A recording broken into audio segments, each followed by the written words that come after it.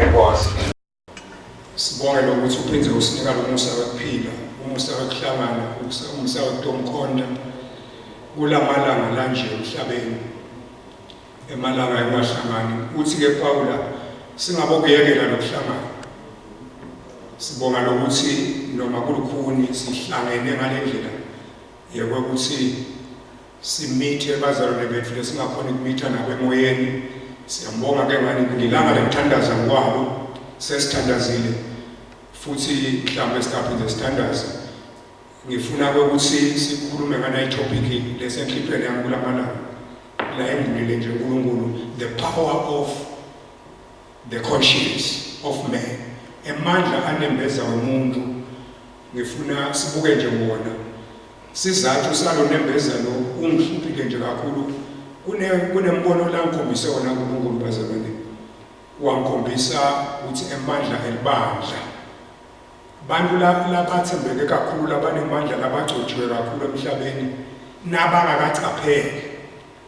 La mandla abo ayancuthwa uSathane, owancuthe nganembeza. Ngekungamlaleli nje nembeza agcine umuntu alisembe lelephuka umphini. Ngifuna ke ukuthi sicale nje kanje, sithathe buka lenhlobo tanembeza. Ngifuna ukuthi sicale kanjena kodwa uthi ithi incwadi yaProverbs 20 verse 27 kuLiving Bible lithi nembeza wemuntu usibane saNkulunkulu. Lamkhathini wethu kunendvodza leyayitingela lokho akusadingelwa. Akasadingeli lokho akusadingelwa tinyamatane tembuso. Kodwa ngalesikhathi sekutingela abeyiphatha lithoshi babe mama lapho ayiphatha lithoshi.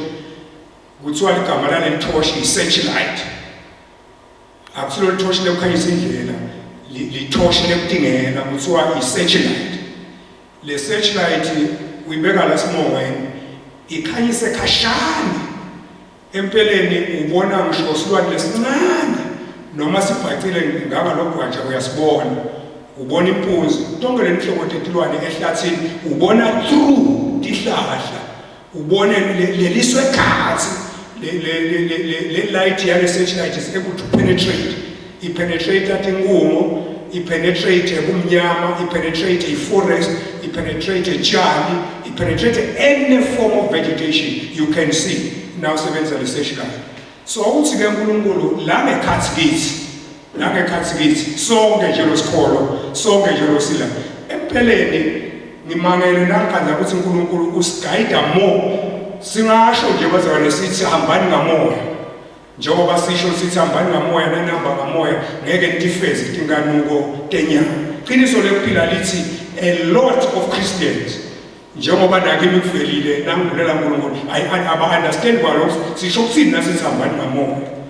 Empeleni noma ungasho nje kane ngibe very spiritual ngizenzi walk by, be led by the spirit, be led by the spirit. But uthi lithi iqiniso lekuphila egcineni kwako konke yini lo tayenda usube sure ukuthi uhamba ngamoya, uholwa ngamoya. Kuyavakala bazalwane. So lapha ke le Bible lithi uNkulunkulu la ngekhathi kithi empeleni likholwa ngomhedeni la ngekhathi kuyo. But asinakhuluma nganembeza wemahedeni, sitakhuluma nganembeza wemakholwa lamuhla. La ngekhathi kithi there is what we call a conscience. Nansi iBhayibheli men's conscience alisho nembeza wendvodza, lisho nembeza wemuntu losidalwa saNkulunkulu. Lithi ke la ngekhathi ngoba ngazathi make mama lapha cha ulungele mfundisi batshele bobaba. Kanti cha asikhulumi nabo baba, sikhuluma nje nemuntu lotelwe ngwesifazane. La nangisho kahle nje la ngathi nembeza wemuntu lotelwe ngwesifazane.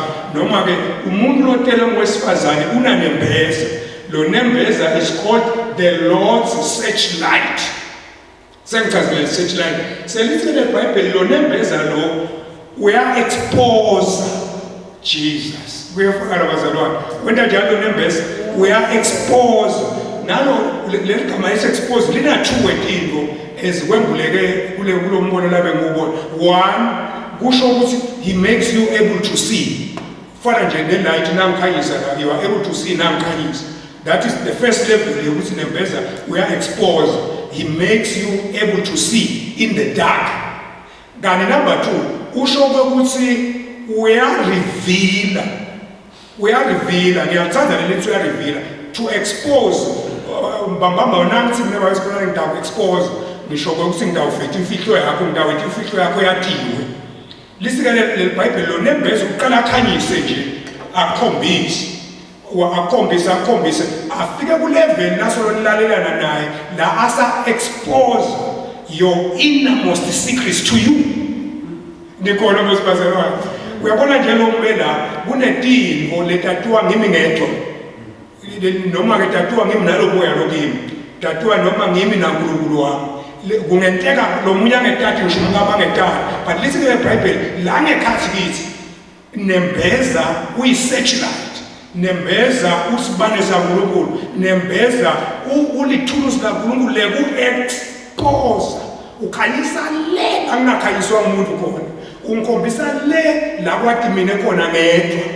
That is why kumthoka ke understand bese sithi ke eBhayibheli Jesus lo nembeza aka expose wona ema action ngimangeleke lapha ke njengoba ngithi nje uNkulunkulu abemkhombisa ukuthi yini le tawuphelelwa yini ibandla lakhe kulamalanga liye ngekuphelelwa ngemandla uthi ke uNkulunkulu no akanenzaba babe story uNkulunkulu ukuthi ngicala libandla akanenzaba umbutho wakhe uthi leni sekuyefana mosibazalwane akanenzaba uNkulunkulu uthi ngiyahamba ngiye ku TV ngiyoshumayela akanankinga ukuthi uthi leni akanenzaba uNkulunkulu ukuthi mhlawumbe ngehlangenyuka nemabhasi ngishumayela ngiyenhlangano ngiyentasi kuhle but uNkulunkulu goes beyond the action uthi why do you do it uyabona lokho ngibangalisile ngilokuthi Sathane is getting to a point la ngenandzaba noma emasondo singawakha abe makhulu agcwale abantu babe ngama-thousands but Sathane as long as abona le motive wrong uyathi ukuthi le motive le wrong now uyifaka kulabantu kuchubeka le spirit sale motive le wrong siyachubeka siyembili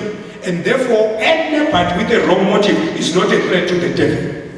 Nisekhona mosibazalwane nangabe imotive yami ukhompyutha nababemaba lapha emuva akanamsebenzi ke Sathane akathuswa lokho ngoba uthi abakhompyutha ngoba nabakhompyutha the spirit se competition sitaphi sibulale bona abayinzayo it's only a matter of time before long batabe bangekho nisekhona bazalwane but so uthi ke lapha ke lo nembeza ke unginesibani sasiphakathi ngifuna ke bese sesibuka letinhlobo tabo nembeza but before we do ake sibuke siswati ku 1 Timothy chapter 1 verse 18 kukhona lokwabehlela lento yanembeza 1 Timothy chapter 1:18 khona lokwabehlela lento yanembeza ngiyathandazela kulamalanga bazalwane ngizengathi nangicabanga ngathi I wish kube seyiphelele corona sibuye sibenza wonke sikhulume ngalo nembeza sikanye kanye nje sicoce simente iBible study singamshumayeli ngoba nalokuthi ngegama ukukhuluma akusiko kwekushumayelwa kwekukhaswa 1 Timothy chapter 1 verse 18 ungafundzela lomunye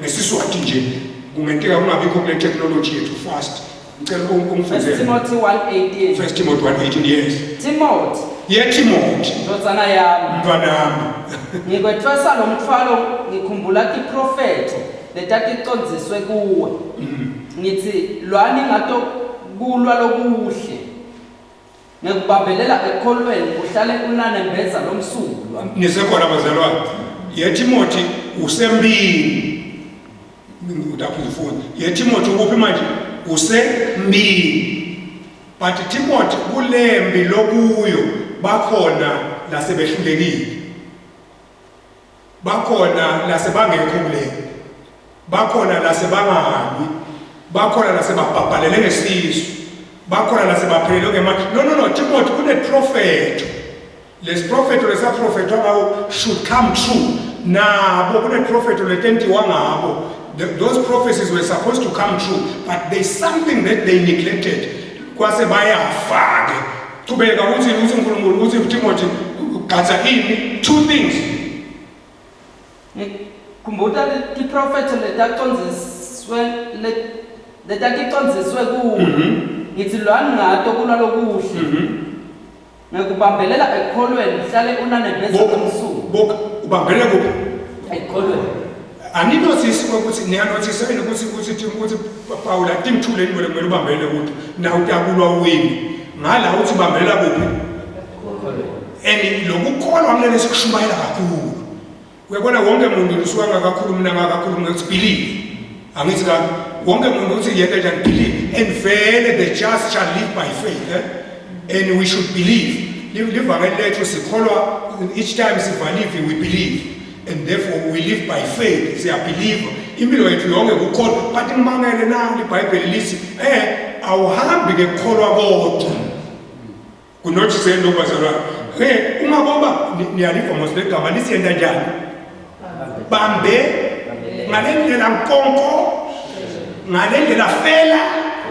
noma ngasebunkulu kukhona lokwesibala bathi imbambelela singwe bathi noma ungashaya nje babedla nawe sishaya usiphikide wonke lo mtimba lala sibambe khona singamane silenge sesifile kodwa siyeke lala sibambe khona bathi siyanamathela it clings. It has got a tenacious spirit. Siyabambelela siyeke noma singafa uthi ke Timothy na utaphumelela mfana wami kumthu among other things lekumele ukugathe bambelela kuphi ekukholweni ngoba the just shall live by faith. Kanti futhi without faith it is impossible to please God. Na ufuna ukujabulisa uNkulunkulu yenta njani bambelela kuphi ekukholweni lene ekukholweni ngoba kukholwa kusandla sekuthatha timbo kubani kubabe uNkulunkulu. Without faith, I can't take my things from the realm of the spirit. Then futhi faith, ngulo transform hope into substance.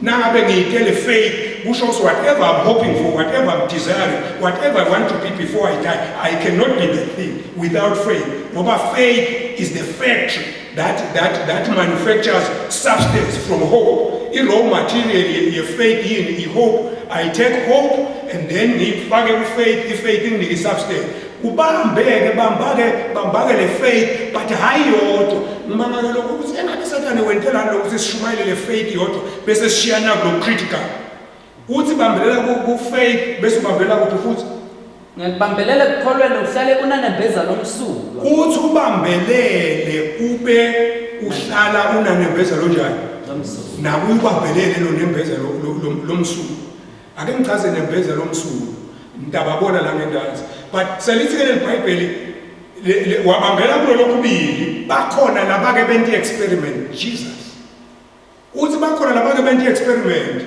bathatha lo nembeza lomsulo bamlahla kwase kwenteka kufunza ngento asitobona singakabuyi kusini lo nembeza lomsulo labanye bathi ngekungalaleli lo nembeza wabo wakhuluma lo nembeza but bona bangamlaleli lo nembeza kwase kwentekayo bebhukelwa ngumkhumbi wabo wekukholwa lalela ngiyamangala ukuthi babesithole kukholwa ngumkhumbi sekuyevakala manje yini kukholwa ngumkhumbi lo mhlaba lesiphila kuwo lwandle kusho ukuthi nje thina nje nawe siyantanta kulo mkhumbi kulo lwandle noma kune covid asicwili kulo lwandle lwe covid noma kunetinkinga asicwili kulo lwandle lwetinkinga noma kunema challenges embi asicwili kulo lapho uzalale ngeke ucwile umkhumbi lo ntanta ngefaith but kuthiwa laba bathatha lo kukholo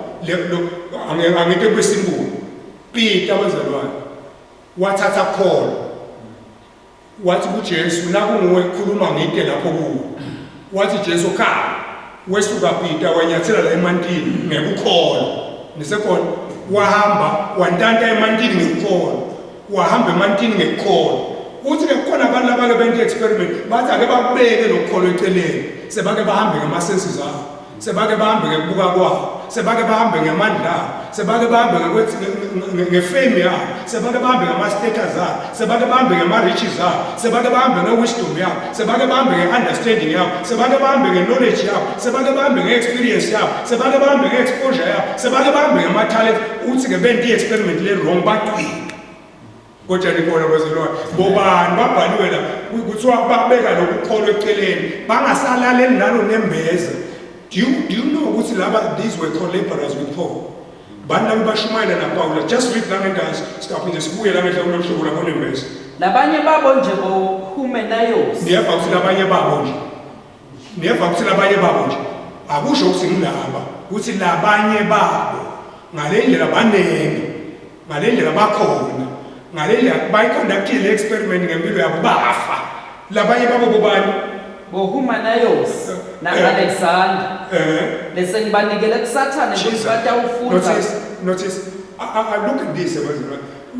Can we imagine ukuthi labantu bebashumayela naPaul? Nicodemus. Can we imagine ukuthi labantu laba they were co-laborers kunaPaul? Can we imagine ukuthi labantu bebentathi ngotendele? Can we imagine ukuthi labantu laba mhlawumbe bewasumza chosha? Can we imagine ukuthi labantu laba bebajumile? Can we recognize about I respect them. Now I know them. I know they've been functioning and performing and doing things for God. But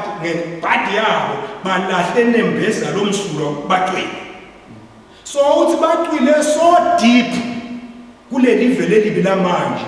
Kangange kokuthi noma ngithi ngiyabadosa ngithi ababuye asikhulumisane. Oh my God. Asibonisane, asakhane, aselulekane, asiqinisane, abefa. Uthi sengifike la ngithi khona, hey, ngoba ngibabathe asiphumela anifa. Senginikela kubani manje?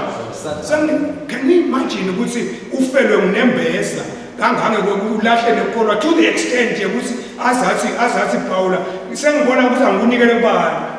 Lele kuSathane umathi Paul angunikela kuSathane usho ukuthi ngithi Nkosi keep this man angetafa but allow tribulations and suffering all types of challenges to come and overwhelm and overpower him to the extent that he will realize ukuthi lokuthi abulahle Paul alahle nembeza lomsulwa kufikisana na.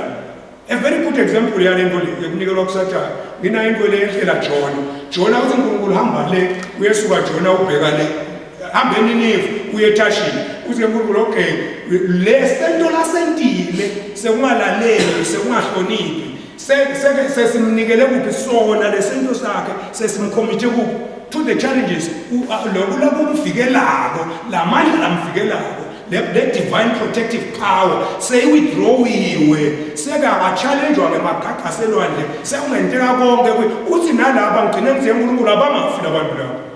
Oh, was it Jesus? Then there must be people like Mshabeni. Labathi ngekulahla ngekubalahleli inembesa.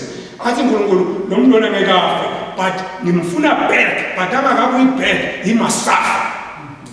Senze khona ngibemticabangela nje maybe that is the reason some of labantu khona abantu lesike ukuthi uyabathandaza ukuthi okunje yini wena solo engabungabentana umuntu lasanikelwa kuSathane.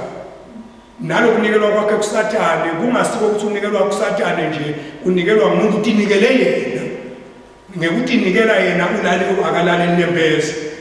Ndisekhona niyeva ukuthi ngamacolleagues aPaula la niyeva ukuthi these people were sharing the pulpit na Paula. Do you understand ukuthi these were apostles? Do you understand ukuthi these were great men? These were ministers. These were God-fearing men. Lekwathi with time babeka ini kukhona eceleni base babeka nembeza lo mhlophe eceleni bafelwa ngilokho. Let's look at the types of labonembeza awusifakele lenhlobo ntanembeza quickly sitobona khona mhlawumbe Yehova nje umfakele ngentasi imatotho tabwe wafaka ufakele le section la nembeza sitobona ukuthi lo nembeza lona wenta kanjani. Look at this. Kukhona nathi hlotshala tabonembeza nje bazwane. Nawe dibukele kusingabe ngumuphi lo ngaba ngakuwo. Nami ngiyacabangela nje. Ngisithi Nkosi ngisike nami ngimgadze nembeza wami. Do you know ukuthi nembeza ufanana nelivi lasemakathe lelikhuluma ngekhathi kimi. Now khani kungathi prompting. Now khani kungathi hunch. Now khani kungathi presentiment. Now khani kungathi revelation. Now khani kungathi inner knowing. Now can go at the inner voice. Now can go at the inner message. Now can go at the divine conviction. Lele ngekhathi.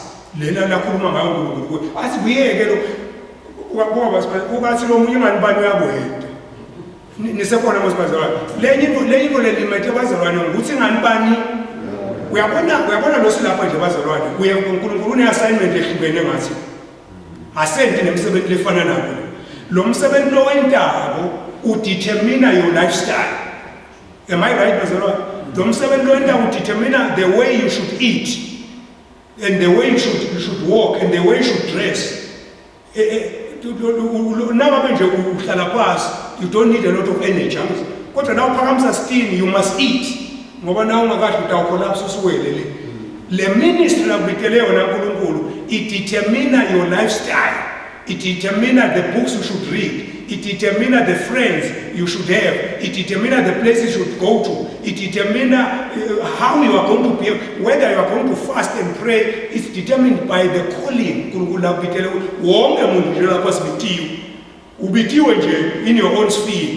Nikona muzibazalwa ungaqali ke bese sokuthi emani ngibona abantu uyaya ehotel mhlawumbe noma ke etshwaleni maybe yakakhe iministry yamvumela.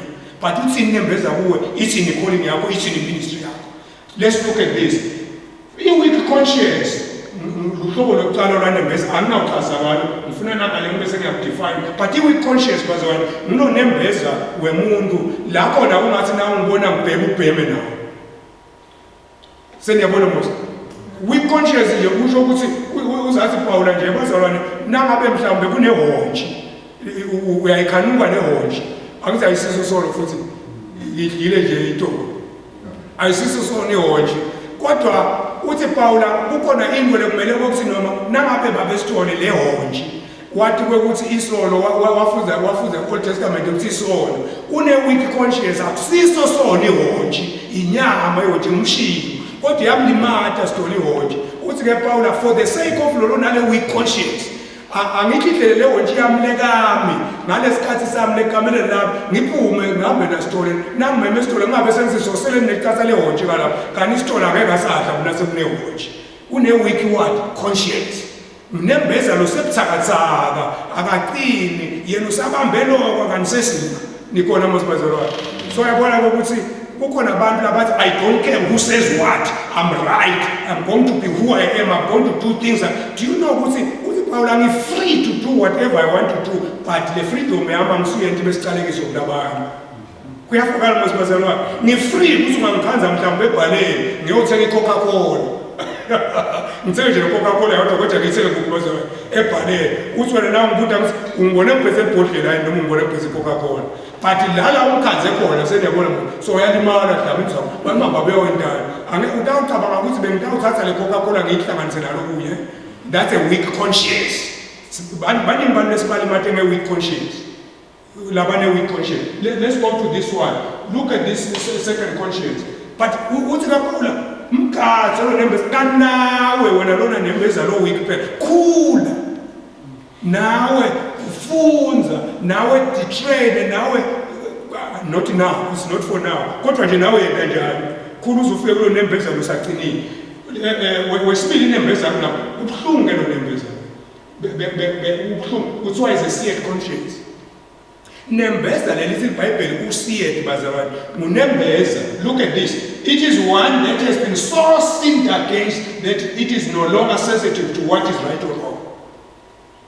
Do you know ukuthi nembeza bathi ufanana nento le-octagonal i-shape nje lesifika so i-rotate so ibe nemakona lang-5 uyabona bese ngibeke kula makona lang-5 ukuthi naku-rotate ukuthi kuthinzele likona kuthinze ngale likona kuphinde kuhambe kuthinze ngale likona kugcina kwenteke naso kuthinze sokuze kugcina kwenteke baluma kugcina kuthinza yini angithi nakuqala nje ukuthi uyathini angithi nemva kuyathini angithi kuyathini ku-octagonal nakuhamba kuthinza ngale likona kungathinzi ngalo kuphinde kuthinze ngale lilandelayo but with time nasekuthinza kwenda nje kugcina sekuthi nesawuva lomsini nembeza is like that.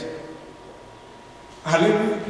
Nikona bazalwane nembeza is like that. Nawa kubuthi umuntu lo waqala entingo adlala wathi mhlaqala noma kubhema noma kunatha noma indlu wenda uthi na uqala ukwenda abe very sharp lo nembeza abe very noisy lo nembeza accuse kakhulu ube very guilty but uthi na uphinza ukuphinza kungathi kuya ngokuba light uthi na uphinza kuya ngokuba light uthi na uphinza kuya ngokuba light ugcina sekunormal ugcina nalomsindo sekude lithi ke iBhayibheli that is a seared conscience.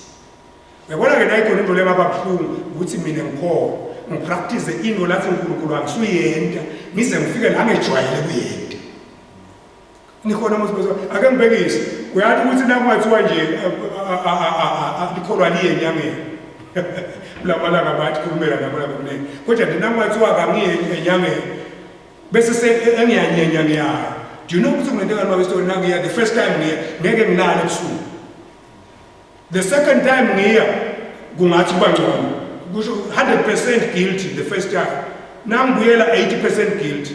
Nangibuyela 50% guilty. Nangibuyela 30% guilty. Nangibuyela 5% guilty. Nangibuyela 0% guilty. That time isike eBhayibheli so nanembeza lo siye kusho ukuthi kuthethwe insimbi leshisako kwabulawa la sensitivity yalo nempeza. Iron siye kusho ukuthi iron. Manje kuyenteka ke nembeza wemuntu akholwa. Akholwa kuba ungazi umuntu uthi awu uyakholwa yini baba? No uyakholwa. How come akaboni yini ukuthi le nto lena vele ayisafani nathi sinabakholwa? Ini sekhona mosibaza. No, so ufike lalo nembeza kanjani na? So siye akasame khudi. Ngibekise ngisini, ake ngibekise nje into le very clear. Kuthi nje ngeva ukuthi lo ngishadile, lo nginemfana, nivekise nesipewini. And I'm not guilty. Ngivakashele baba esitolo. Ngithi nangu uvakashela ngimshiyela emotini, ngingenela endlini isicoce, siphinde siphume ude usivalelise umbone. Lokhu umgcoka ukuthi angakutshela ukuthi ngibani nawe wathi ukuthi ngibani, but uyasola. But ubize ngibe naye. Uyabona mos the first time ngihamba naye ngiya lapha kuwe udakhala ngangishaya livalo angithi. Kuthi kodwa sitrena ngambuta ngathi this time angisebenzanga kunormal. Sengakhe ne-explanation ukuthi ngidawuthi ngumzala. Nalokho sengumzala kwaqale kwamenta ngaba guilty. But ngiyalwa angisaguilty nami sengumzala. Dikona wazela. Let's look at another conscience. Uthi ke Paula sibomgatha lo nembeza. There is another one. Nembeza la ngeke sekuna ngiyamthanza ke lo. Lona ukuthi is called a good conscience. Hey. Ngicela senibeke nimbuke ku Acts 23 verse 1. Ngiyamthanza lo nembeza lo. Ukhona lo wasibuyela izenzo 23 verse 1. Ngiyamthanza ke lo nembeza lo. Look at this one. Paula lapha Paula abebekwelicala lekushumayela buholi bemaRomane sebambita bathi ake sokutela Paula ukuchaza yini lento lwendaba. Listen at Bible, Paul looked straight at the Sanhedrin lobuholi baleso sikhathi leso and said, my brothers, I have fulfilled my duty to God in all good conscience to this day. Unawafunda Swati umefaka kahle manje. Lesingisi siyasonela. I have fulfilled my what? I've lived in all good conscience before who? Uthi Paula yabazalwane mina ngiphilile nganembeza lo mhlophe phambi kwaNkulunkulu kuze kube nini? Ngithatha igama ethi kuze kube namuhla. Nami ngiyathandazela. Akeni ngiyambona ngicela nibuke nje ima-characteristics e-good conscience singekayidluli lesiswati. Here is a good characteristic of good conscience. One, this person lives before who? Nangaba unanembeza lo good uphila before who? For God.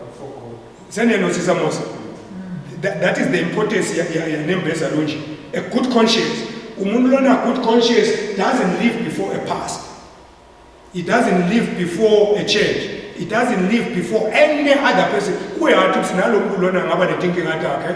Lo muntu lo ngalendlela uthi siqalile ngingafakwa kuso ngifakwe umuntu wasemhlabeni sincane kakhulu. Uthi mina I'm going to live before who? God. That's the first thing.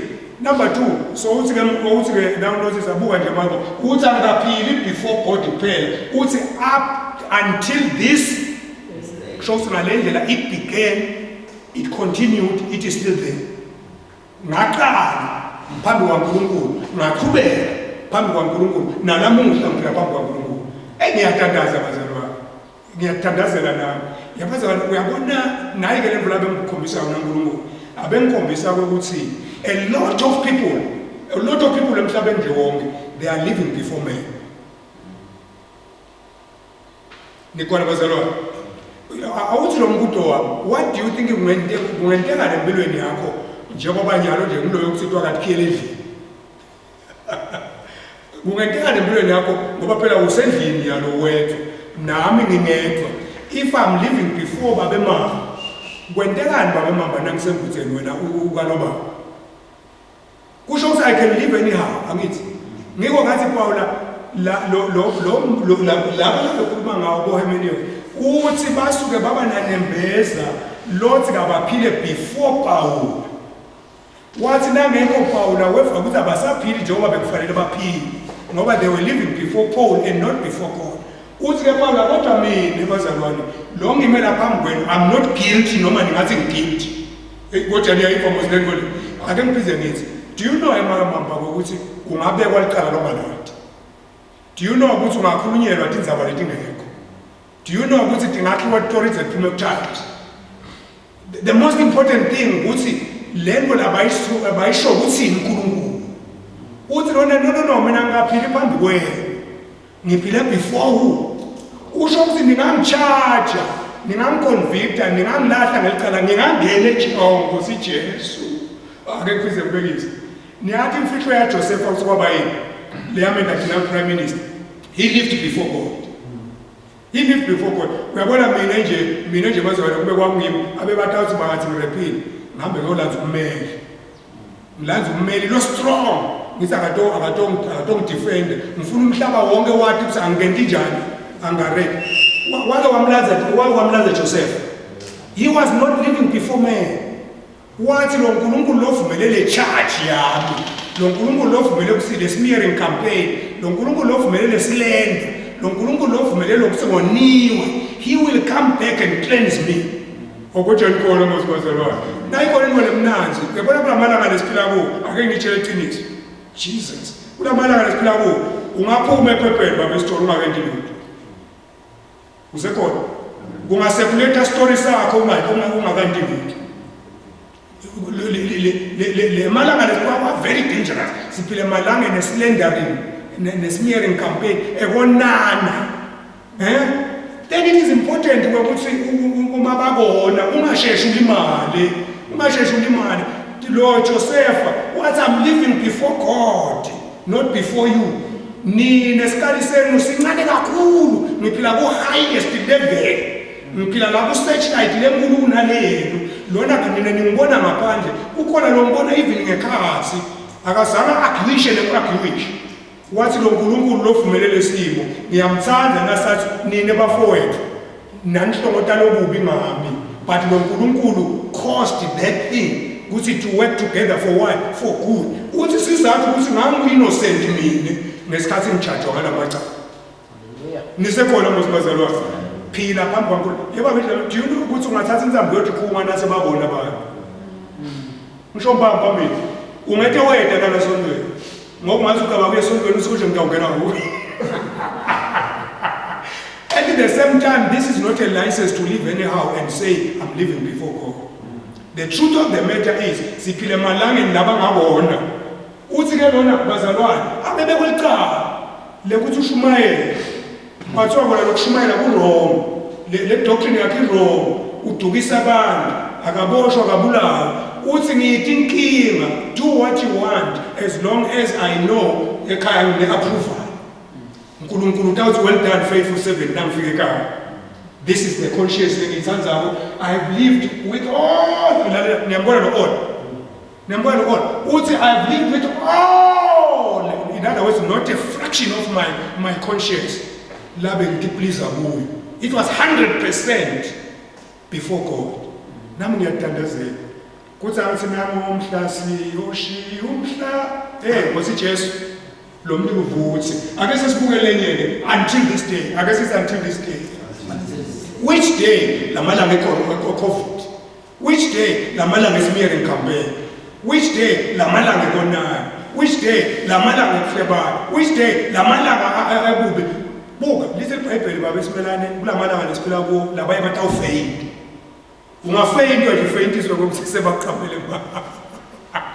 Sikuthi sisuke simthele manje sisini ngolo uthi hey bathi sithi wena uthi wena ngeke lenkolo uthi ngizafuna kuya uthi check ngikhumbula Paul athi ngalenye ilanga ebazalwane yini nina ningafuni ngoniwe abekutshela labanye babophana uthi yini ningafuni ngoniwe nje bake babone bese sozi kodwa awukahleli bona Jobe yesipho bona Jobe bamhlipita bathi ugula unje ubole unje ngiletono lokufihlile. That was slander, that was miracle, that was character assassination.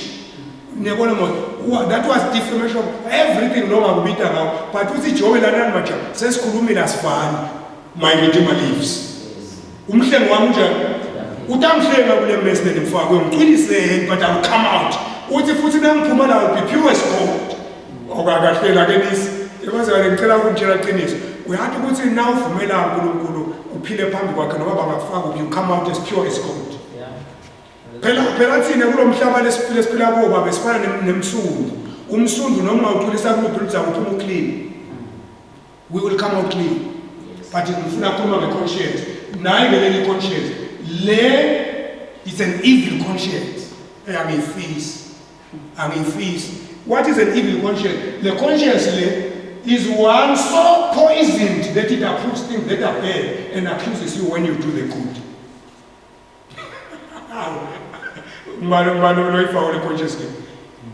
Do you know? Nangake nginike abantu nje labafakazi lamkhazisi wena. Kukhona abantu labangasho ukuthi mama ngake ngaphila lempilo. Uthi nawe ungakayi kuyonatha uvuguilty. Uthi nawe ungakayi kuyokweba uvuguilty. Uyabona uthi nawe ungakayi kuyawufohla endlini yabantu uvuguilty. Ungalaleki kusubuka. This is called an evil conscience. Lento lena kwaba good conscience.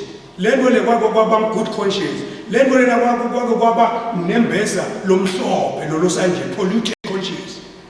What do you learn from this? Nembeza umlobo lomtrainer usabe ngekho. Yes. Hallelujah. Ngetamasho njalo bazalwane. Nembeza umlobo lomtrainer usabe na umtrainer usabe sharp akutshela na wona utaba sharp akutshela. Angaba see bese kubathi lo evil conscience uyafanana ne-seed conscience somehow. Nikhona mos but i-seed conscience lo nembeza lo sade lokufa akasefa nje lutho kanti evil conscience lo lothi na uthi uyathi sawubona qini ngithi nangithi sawubona azonembeza guilty ngifike guilty ngimbingelelelana ngalende lasekulahlekela ubungu ngithi ngingadibana nawe ngoistori ngehlule athi nembeza that's right ngithi ngasawubona angengembe guilty. When you do good, you are condemned by this conscience. When you do evil, you are praised by this conscience. You are approved. We are congratulated on the best. As I can beg you, say, you could be your one's work of the story. Which way? Natinang about Tingu Kutebani. Namtibu and Tingu and the best. Yeah, and after you did a very good job. Nyatibu and Tinang each one and Kukuntai, as the best. That's an excellent job. Who shows you that is a word, an evil conscience. What's the Gulumbo Raven Kompisao? Libanda la Kege, Lilo and I bonem besa. Man understand. No mena to check it. Muplo nembeza la Peganena, Mupil Mela 17. Bambam Mado nembeza long way. Mulona necessity good conscience. Fagalomu in a stove to name. Fagalum is not to name. I'm feasible. Who call them fisa? I'm feasible nembeza. I'll Fagalomu. Fagalomu is stove to name. Okay, so we are now in the now. Nana be unalo nembeza lo lemekale a page the conscience. Munembeza la uthi khona uNkulunkulu ungezele nami nembeza wakho. So kuyafakala manje. Page to page is to cleanse. To page is to purify. To page is to wash. To page is to remove the sense of guilt. To page is to remove the sense of condemnation. To page is to remove the evil lela lo nembeza. Uthi ke Paula uyikhona lento lekuthiwa unembeza lo sahlantiwe. Lalela. Uyabona nayigoba lethu wena mngoni. I have joy, peace and happiness in my soul. Once you have a joy, once you have a peace, once you have a happiness, now Jesus, look, now friends are when labo uganga khona. Now friends are when labo sigebe khona. Uve une peace, usho ukuthi lo nembeza wakho sonjani upage. So uhlantekile lo nembeza wakho. No, ngeba la, ngagama la. Ngithumela lokubi la, but nangifika akasangikondemn lo nembeza. Akasangilahle lo nembeza. Do you know what this shows? Ukhombisa about the power of the blood of Jesus. Yeah, ingathi Jesu inemandla bazalwane. Ngicela ukuphitha, ingathi Jesu njani? inemandla ikunika ukuthula in the midst of the storm. I-page conscience nembeza losahlanjwe uNkulunkulu uthi ke uNkulunkulu onke malanga ngithi babe page me, babe cleanse me, babe wash me, babe purify me. Uyiva babe mambalenza sikhuluma nganembeza lo-page. Once lo nembeza waba paged is blood washed. Ake sengithazela ibona yinana ngibukeke kule vision bengiyibuka uNkulunkulu ngikhombise two things. Wathi kukhona washed white na what is this? Washed white na white washed. Nikhona mos ngifuna to understand the numbers. Kuna washed white conscience na white washed conscience. Ngibani ongachazela umehluko? Bangithula bonembesa lo munye is washed white. Yeah. Lo munye white washed. Ungakhetha mo. Washed white noma white washed conscience. Ungakhetha mo.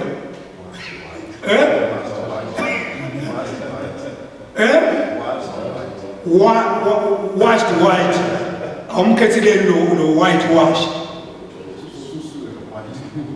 Ake sengithile. Uyabona nangathatha le carpet le. Uma I white washed. Nayi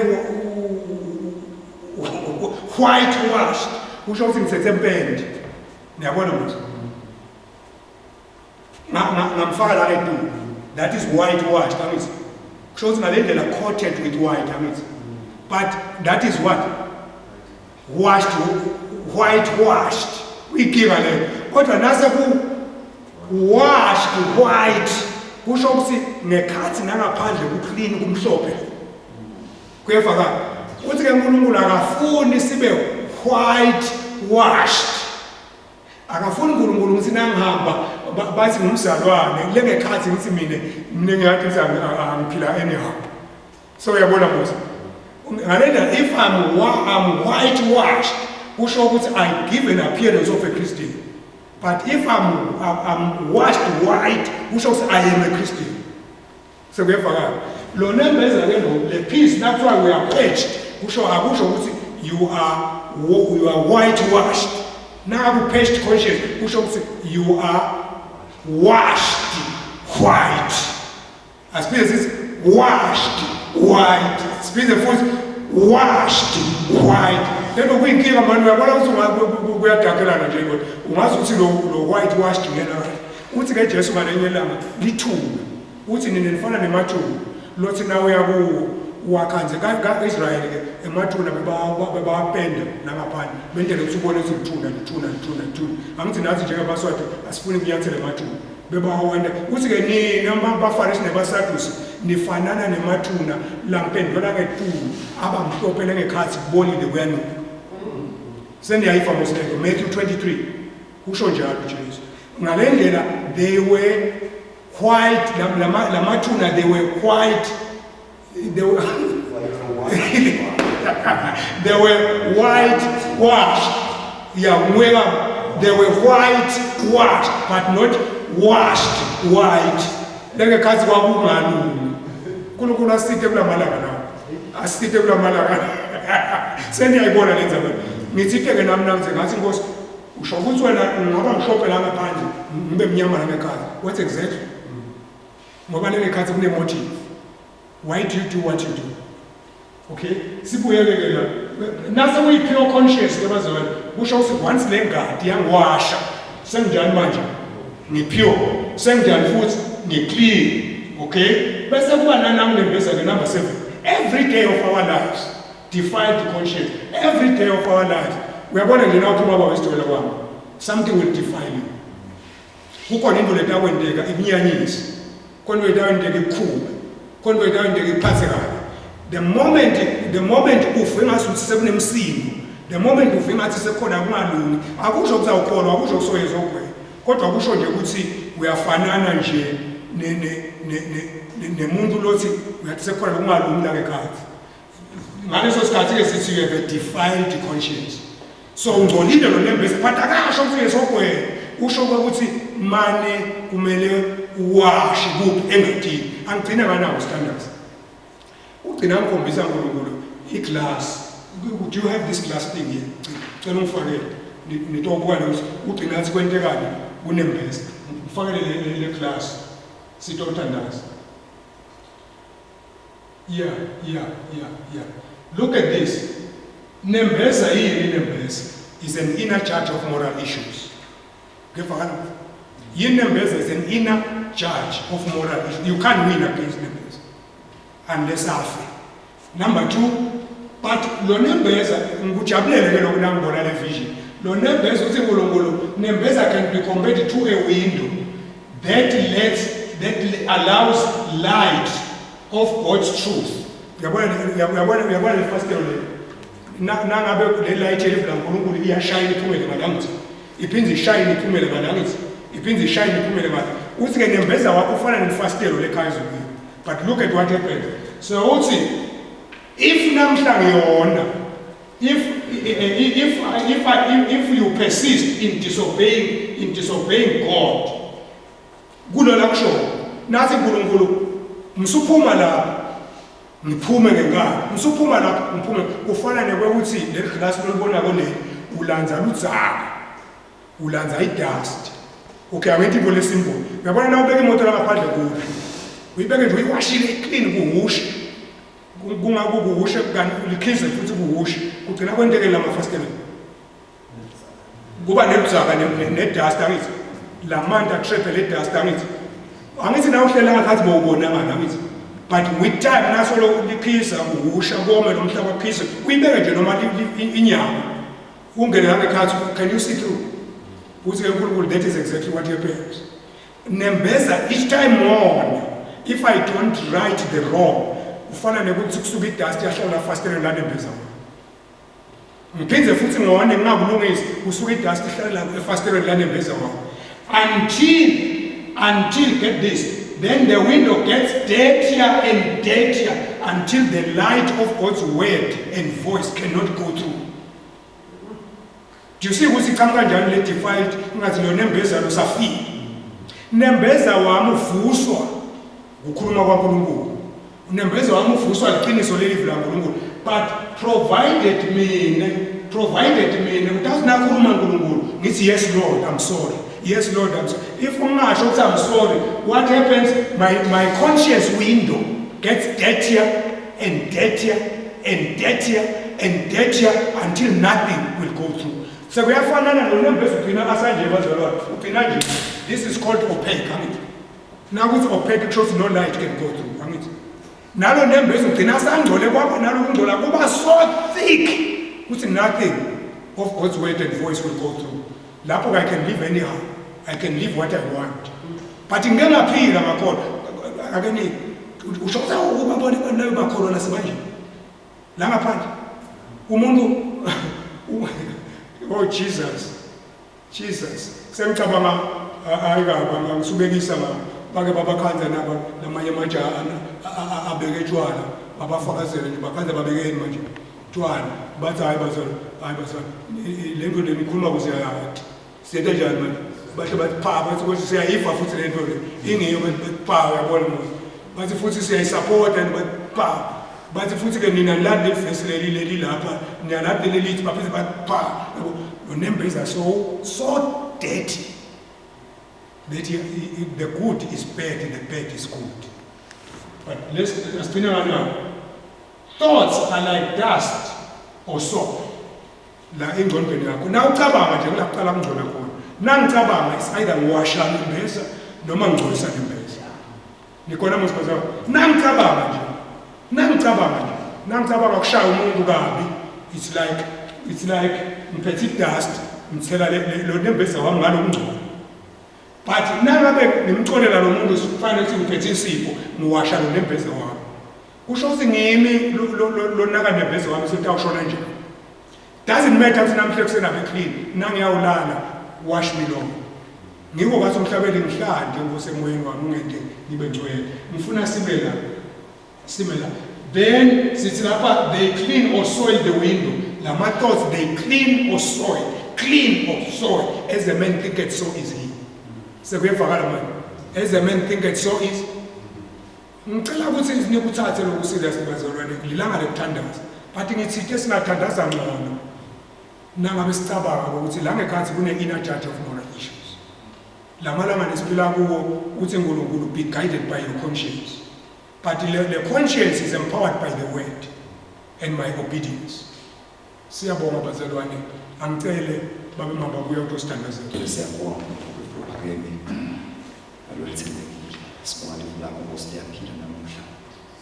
Lifanele into yethu Nkosi. Sibonga ukusisiza ngokukhulu lokungcwele ukukhuluma nathi bakade ndlela. Anemeza lufile uNkulunkulu wemali bonke siyabonga babe. Nasihlala nempeza kahle usikangala wena uNkulunkulu wemali. Siyabonga usibe umusa uNkulunkulu sidinga wena babe. Uze sikhona ukuhamba phambi kwakho singenacala. Babe siyabonga uNkulunkulu. Umuhle wethembekile sisinde uNkulunkulu sisacula ngosilela nalo. Namhla usithuba siyaphambili impilo yethu. Help us to hold our conscience. Let us live for our body by you being our judge through our conscience. Uze ufuna sifapha ngoku sinabemali ngabukula phambi kwakho ngokukhuluma nathi Nkosi at the right time in the right place. Siyabonga sinde umusa Nkosi amunye wami lokhona la emakhaya egameni likaJesu Kristu.